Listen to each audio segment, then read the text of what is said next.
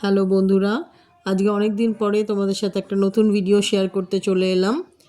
আজকে 22শে ফেব্রুয়ারি আমার 22তম বিবাহবার্ষিকী।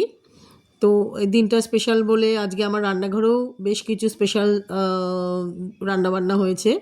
Fried rice, চিংড়ি মাছের মালাইকারি, রুই মাছের কালিয়া, চাটনি, পাঁপড় আর মিষ্টি তো থাকবেই।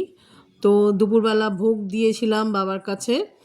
আহ, আর আমার বোনের মেয়ে আর মা এসেছিল আমার দুপুরবেলা আমাদের সাথে লাঞ্চ করার জন্য। তো চিংড়ি মাছের মালাইকারি আমাদের সবাই খুব প্রিয় এবং আমি খুব হালকার মধ্যেই রান্না করেছিলাম সর্ষে পোস্ত দিয়ে। সবাই খুব ভালো খেয়েছে।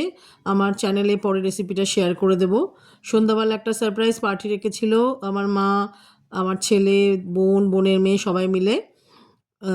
অনেক কিছু আইটেমও করেছিল, তার মধ্যে ফুচকা ছিল একটা আইটেম। আমরা সবাই খুব ভালোবাসি, যদিও ফুচকার আলু মাখাটা এবং তেঁতুল জলটা বাড়িতেই তৈরি, শুধু ফুচকাটাই বাইরে থেকে এসছিল।